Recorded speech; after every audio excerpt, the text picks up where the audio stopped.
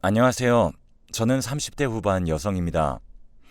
혹시나 제 나이나 이름 같은 게 노출되면 누군지 알아볼 것 같아서 가명으로 말씀드릴 테니 전국에 계신 30대 후반 김미나 씨들이 이 사연으로 오해를 사는 일이 없었으면 좋겠네요.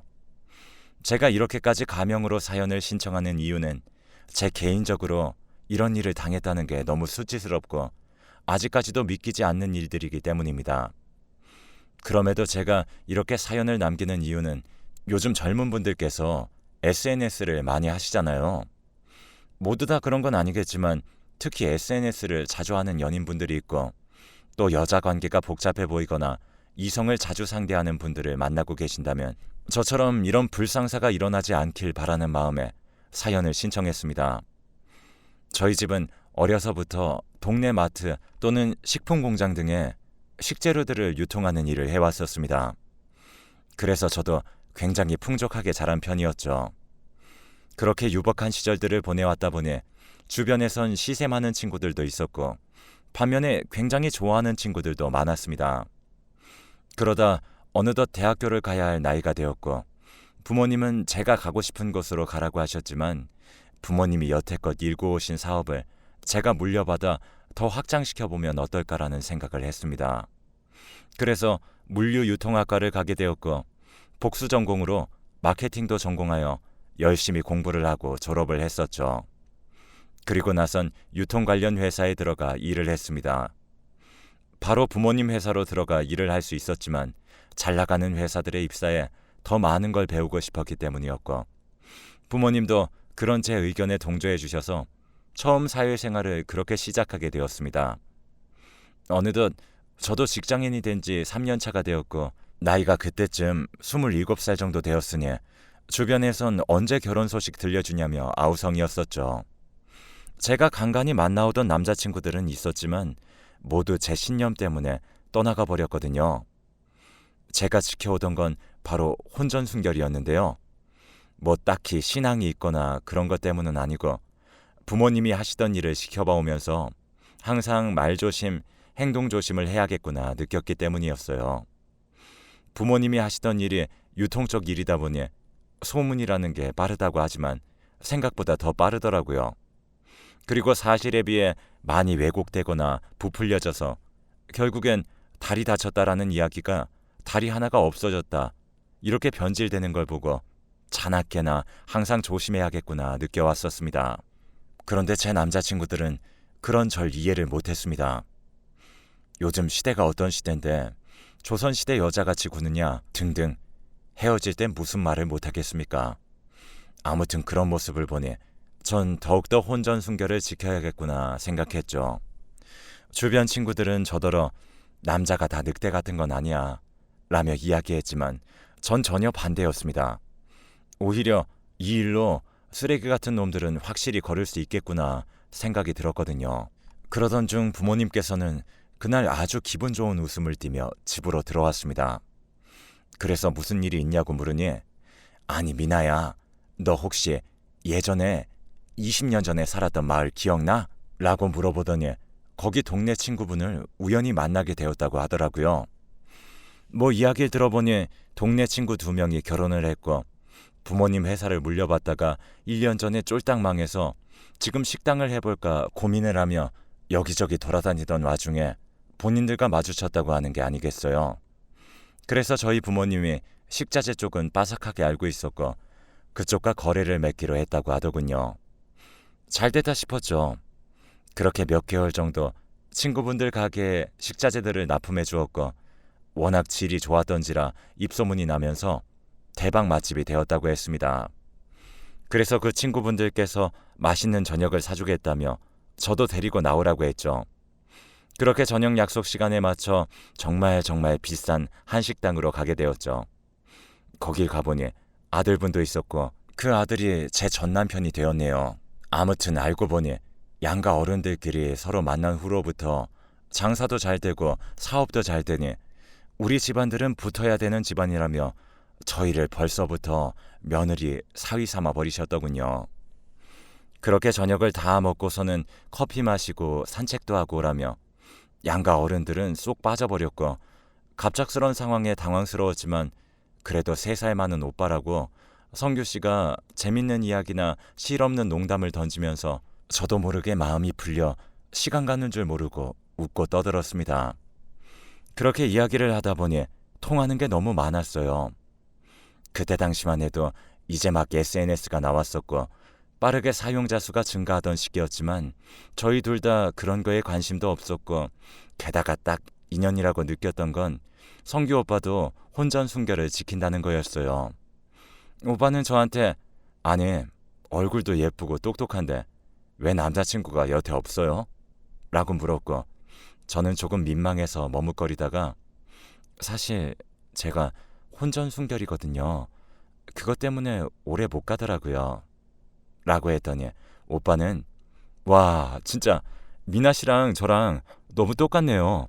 저도 혼전순결인데 라고 말하면서 저를 빤히 바라보았습니다.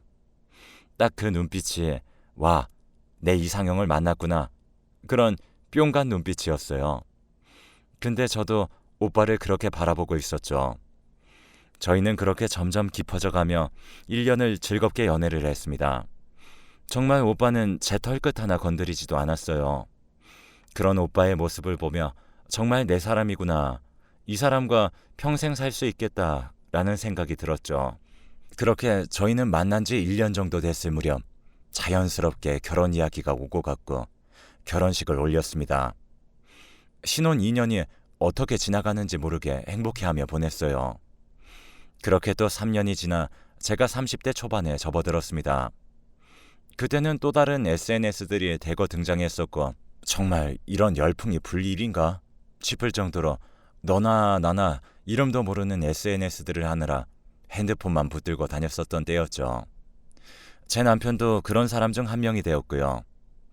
같이 있어도 핸드폰만 보며 낄낄거리는 시간이 늘었고 남편은 어렸을 적 유학을 갔다 온 적이 있는데 그 경험을 살려 어학당 쪽에서 일을 하고 있었거든요.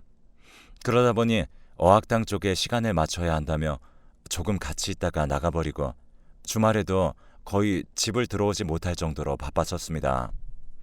여기서도 조금 이상했던 점은 남편의 학벌이었습니다. 저는 그저 그런 대학을 나온 줄 알았더니 S대 경영학과 출신이었더라고요. 그때 당시 시부모님들이 부모님 사업을 물려받아 한창 경영할 때여서 본인도 그 과에 갔다고 하던데 그런 남편이 왜 지방에서 어학당만 하는지 조금 이해가 되지 않았어요. 남편 말로는 그 S대도 부모님이 과에 뺑뺑이를 돌리며 귀에 딱지가 않도록 S대만 들어가면 너 하고 싶은 대로 살게 해주겠다고 약속했던 터라 그래서 들어간 거라고 했습니다. 그렇게 유학도 갔다 오고 졸업을 하자마자 어학당에 들어가게 되었다고 하더군요. 그래서 남편은 자신의 아이한테 자기도 모르게 그럴까봐 무섭다며 아이를 낳지 말자고 했었습니다. 그 후 몇 번이나 졸랐지만 남편의 입장은 강경했고 아무튼 그런 남편의 얘기를 들으니 마음 한켠이 짠했습니다. 그런 부모님의 기대가 이 사람에게 하나의 상처가 되었구나 생각하니 조용한 어학당에서 일을 하고 싶어하는 마음도 아이를 가지고 싶지 않은 마음도 다 이해가 되었습니다. 그런데 또 하나의 문제는 어학당에서 오래 일하지를 못했습니다. 조금 적응될까 싶으면 다른 곳으로 가고 또 적응될 만하면 다른 곳으로 계속 옮기고 남편과 진지하게 이야기를 몇 번 한 적이 있는데 거기 있는 외국인들이 자꾸 찝쩍거려서 귀찮아 옮겼다고 하더라고요. 저도 듣기론 어학당 쪽 여자들이 한국 남자랑 결혼하면 한국에 정착할 수 있으니 그렇게 꼬리를 친다고 듣기는 했지만 그 정도로 심할 줄은 몰랐었죠. 남편이 쏟아내는 이야기에 제 남편의 고충이 이해가 됐습니다. 남편과 제가 워낙 성적으로는 보수적인 편이라 그런 사람들과 계속해서 지내야 하는 게 큰 스트레스일 것 같아 어디로 옮기건 말건 본인이 힘들어서 옮기겠거니 했죠. 그게 추악한 남편의 본 모습을 들추게 되는 계기가 될 줄도 몰랐고요. 아무튼 잘 지내던 저희 부부는 남편의 잦은 야근과 주말에도 일을 나가니 혼자 있어야 하는 외로움과 같이 있어도 SNS만 구경하며 낄낄거리는 남편의 모습으로 저희는 점점 멀어지기 시작했습니다. 그러던 어느 날 남편이 SNS를 보더니 갑자기 정신이 나갔네 이거? 라며 핸드폰을 던지며 욕을 하는 게 아니겠어요. 제 남편이 거의 욕을 안 하는 편이었기에 너무 깜짝 놀랐고 저는 놀란 가슴을 진정시키며 핸드폰을 들었는데 인별그램엔 웬 외국인 여자가 아기를 안고 있는 피드가 보였습니다. 남편은 갑자기 저한테 달려와서는 핸드폰을 낚아채고 왜 남의 핸드폰을 봐? 주웠으면 그냥 갖다 주지. 라며 씩씩거리더라고요. 저는 너무 황당해서 뭐 오빠 숨겨둔 자식이라도 돼? 그리고 우리가 남이야? 좀 볼 수도 있지. 라고 저도 모르게 내뱉었는데 남편이 갑자기 저에게 다가와서는 입 함부로 놀리지 마. 그 말대로 되는 수가 있으니까. 라며 침대방으로 문을 쾅 닫고 들어갔습니다. 순간 저도 머리끝까지 화가 치밀었어요. 아니면 아닌 거지 저렇게 화낼 일인가 라며 짜증나던 순간 친구가 했던 말이 갑자기 떠오르더군요.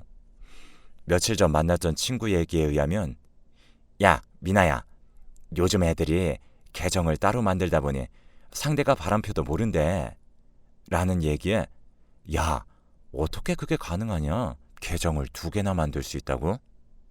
했더니 역시 김미나, 조선시대 컨셉 아직도 못 버렸구나. 2개가 뭐야, 여러 개도 만드는데 라며 해줬던 말이 갑자기 생각이 나는 겁니다. 저는 뭔가 남편이 수상하다는 걸 느꼈고 그날 저녁 친구와 만나 남편의 인별그램을 샅샅이 뒤지기 시작했죠. 처음에 친구는 야 너네 남편 깔 게 어딨니? 의심할 걸 의심해라 라며 귀찮듯 뒤질 생각도 안 했었는데 1시간 정도 지났을 무렵 세상에 비밀은 없다고 남편의 추악한 모습과 마주하게 되었죠. 남편의 계정은 7개나 되었습니다. 저에게 보여준 계정은 그 계정 중 하나로 저와의 일상을 올리거나 사랑꾼의 면모를 톡톡히 보여주는 그런 계정이었습니다. 그런데 나머지 계정 6개가 다른 여자를 사랑하는 사랑꾼의 모습을 담은 일상이었습니다. 그런데 남편이 화를 냈던 건 아마 그 여자 중 한 명의 자신의 계정에 아이 사진을 올리며 남편을 언급했기 때문이란 것도 알게 되었죠. 남편의 계정은 모두 그냥 연인 컨셉이었거든요. 그걸 본 저는 손이 벌벌 떨렸고 친구도 그 소문으로만 듣던 이야기를 눈앞에서 마주하고는 굳어버렸습니다. 남편이 워낙 제 친구들에게 잘하기도 했고 소문난 애처가였던지라 주변 친구들 모두 자기네 남편들이 성규씨 절반만이라도 닮았으면 좋겠다라고 말할 정도로 워너비 남편이었기 때문에 충격이 엄청났었죠. 저도 그 모습을 보고 나니 여태까지 1시간도 저한테 시간을 내어줄 수 없었던 날들이 그래서 그랬던 거였구나.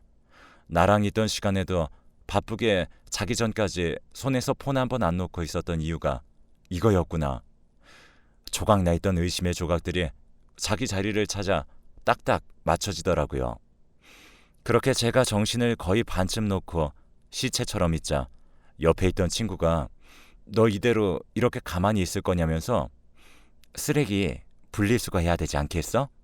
라고 하고는 도와주겠다고 하더군요. 저는 여태까지 저한테 몹쓸 말을 했던 사람들이 있었어도 그런 사람하고 싸워봤자 속만 뒤집어지지 냅두자 하며 보복 같은 건 생각하지도 않았던 사람이기 때문에 그냥 조용히 이혼이나 해야겠다라고 생각했는데 친구의 말을 듣고 나니 갑자기 그놈에게 내가 당하고 지냈던 시간을 조금이라도 갚아주고 싶다는 오기가 생겼습니다.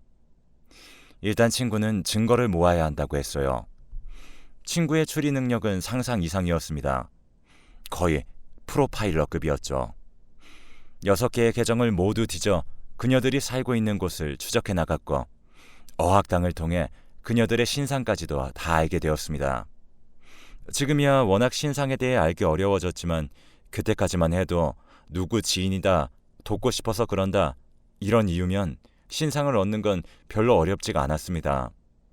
그리고 CCTV 위치까지 다 확인해서 뒤져가지고 남편과 그 여자들이 뽀뽀하며 걸어가는 것, 아이를 업고 가는 모습 등 이건 연인 사이거나 부부 사이라는 확신이 들 만한 증거들을 다 모아두었습니다. 그리고 남편이 여태 일했다던 어학당들을 쫓아가 보니 더욱 경악할 만한 진실이 거기에 있었습니다. 지금까지의 사건은 그냥 새 발에 피었던 거였죠. 아까 말했듯 남편은 어학당을 옮긴 이유가 여자들이 귀찮게 해서라고 했었죠. 아니요. 여자들에게 껄떡댔던 건 남편이었습니다.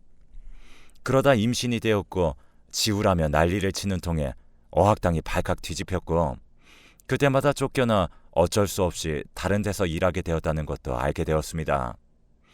이것도 혹시 모르니 어학당 원장님의 동의를 구해 녹취를 해두었고요. 사실 어학당 입장에서도 이런 사건이 알려지면 좋을 일 없으니 그냥 조용히 퇴사시키는 걸로 마무리 지었던 것입니다. 그렇게 차곡차곡 증거를 모으던 중 저는 또 한 번 충격에 휩싸이게 되었는데 어느 날 저희 부모님께서 성규 씨에게 주려던 식자재가 누락됐다며 저보고 다녀오라고 했던 날이 있었습니다. 그렇게 시부모님 식당 앞에 도착했을 때쯤 제 이혼을 도와주던 친구에게 전화가 왔었고 저는 잠깐 물건만 가져다 주고 오겠다고 통화를 한 채로 시부모님 식당 앞에 도착을 했었죠. 식자재들은 보통 뒷문을 통해 들어가기 때문에 뒷문으로 가고 있었는데 남편의 목소리와 시부모님이 이야기하는 소리가 들리더군요. 무슨 이야기인지 궁금해서 살금살금 다가가 들었는데 남편의 실체를 알게 된 것보다 시부모님들의 실체를 알게 된 게 20배 정도 더 충격적이었습니다. 이 모든 일들이 벌어지고 있던 건 시부모님들의 계산된 계획이었어요. 우연히 저희 집이 식자재를 하게 되었다는 걸 알게 된 시부모님들은 그걸 이용할 수 있는 장사를 해보자 했던 거였고 아들과 결혼시키는 데까지 성공을 했었죠. 그런데 알고 봤더니 그 비싸고 질 좋은 식자재들을 사돈이란 이유로 저희 부모님께 돈도 안 주고 있었습니다. 그러면서 뻔뻔하게 아니 있는 것들이 더 난리라더니 이번에도 돈을 안 주면 더 이상 납품 안 하겠다고 웃기지도 않는 쇼를 하지 뭐냐? 라며 이야기를 하더라고요. 그러면서 아들한테 지들이 그럴수록 지 딸내미 속이 썩어 들어갈 텐데 멍청한 것들 이러는 겁니다. 알고 보니 남편의 바람도 시부모님들의 계획이었습니다. 그렇게 돈 달라고 할 때마다 미나한테 모질게 굴어라, 딴 여자 만나라 하면서 부추겼던 거죠. 저희 부모님께서는 제가 여태 연애란 연애도 제대로 안 해서 애탔었는데 모처럼 마음에 든다고 만나는 사위다 보니 괜히 저 사람들 눈에 나면 딸 고생시킬까봐 그 몇 푼 안 받으면 어떠냐 해서 참고 참았던 것 같고요. 그런데 그 액수가 점점 커지고 요구하는 것이 많아지니 이번엔 돈 안 주면 끊어버리겠다고 했었던 것 같습니다. 그러니 아들과 머리를 맞대고 그 다음 어떻게 협박할지 궁리하던 중이었고요. 저는 더 이상 듣고 참을 수가 없어서 들고 온 식자재들을 집어 던졌습니다. 그랬더니 시부모님과 남편이 숨 넘어가듯 놀라더군요. 그러더니 시어머니가 저한테 어디서 이렇게 버릇없이 굴어? 네 부모가 널 그렇게 가르치디? 라며 제 부모 욕을 했습니다. 저도 더 이상 참을 수 없었죠. 어머니, 저 다 들었어요. 저 가지고 협박해서 부모님께 식자재를 뜯어내요? 라고 말했더니 어머니는 절 보며 어머 얘 말하는 것 봐라. 뜯어내? 남의 집 귀한 아들 줬더니 그깟 식자재 하면 얼마나 한다고. 내 더러워서 안 받는다. 하며 저에게 식자재며 그릇 모두 집어던지며 정신 나간 사람처럼 돌변했습니다. 그때 갑자기 경찰들이 들이닥쳤고 거기 있었던 남편과 시부모님 모두 폭행건으로 잡혀 들어갔어요.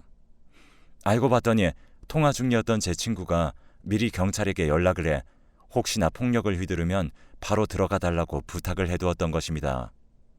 그렇게 빼도 박도 못하게 바로 현장에서 잡혔으니 방법은 저희 쪽에서 합의해주는 것 말고는 없었죠. 저희 부모님도 경찰서로 와서는 자초지종을 다 듣게 되었고 저희 부모님은 시부모님에게 어떻게 사람의 탈을 쓰고 이럴 수 있냐고 하니 시부모님 쪽에선 오히려 더 뻔뻔스럽게 나오며 저희 부모님 얼굴에 침을 뱉고 제 욕을 하는 게 아니겠어요. 그러면서 분하지? 쳐봐.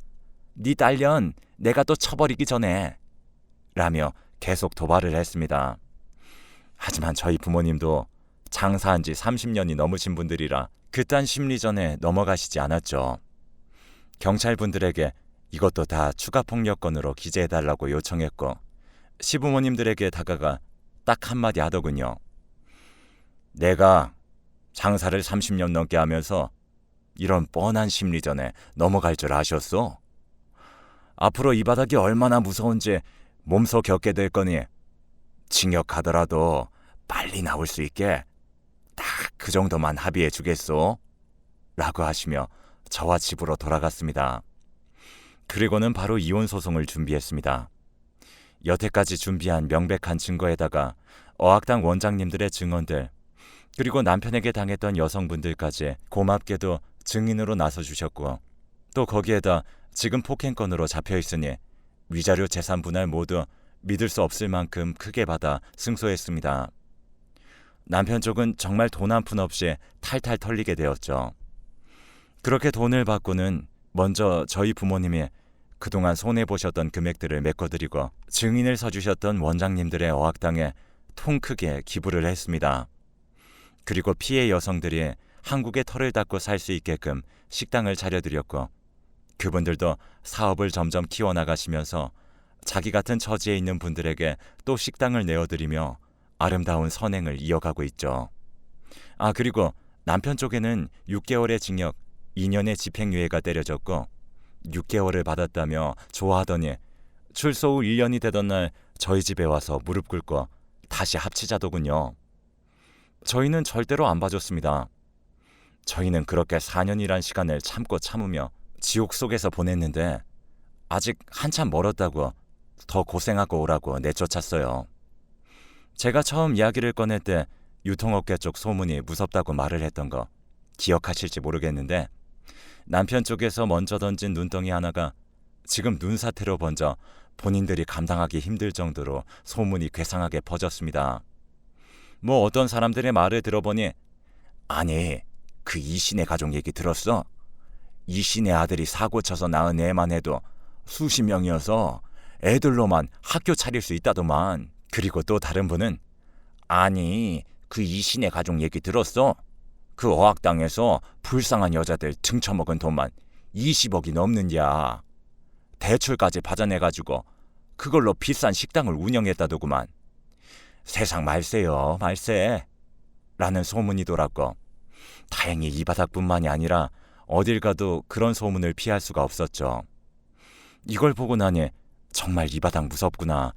다시 한번 또 그런 생각이 들었습니다. 유통업계는 전국구거든요. 아무튼 저도 그 일이 있은 뒤로 퇴사를 하고 부모님의 회사의 운영을 돕고 있습니다. 타국의 여성들에게 일자리를 제공했다는 소문이 또 눈덩이처럼 불어나 남몰래 몇 억씩 고아들에게 기부한다더라, 어려운 사람들 식자재 다 대준다더라 등등 선한 식자재 유통업자들로 소문이 나 더 많은 사람들이 저희 회사를 찾게 되었죠. 아무튼 사연을 신청할 때 말했던 것처럼 제가 다 일반화하는 건 아니지만 너무 SNS에 빠져서 산다거나 이성들이 우글거리는 곳에서 연인이 일한다면 정말 잘 알아보고 돌다리도 두들겨보는 마음으로 확인해 보셨으면 좋겠습니다. 평생 같이 살 사람인데 그런 확인 정도는 해봐야 하지 않겠어요? 아무튼 모두 행복한 연애생활, 결혼생활 하시길 바라겠습니다.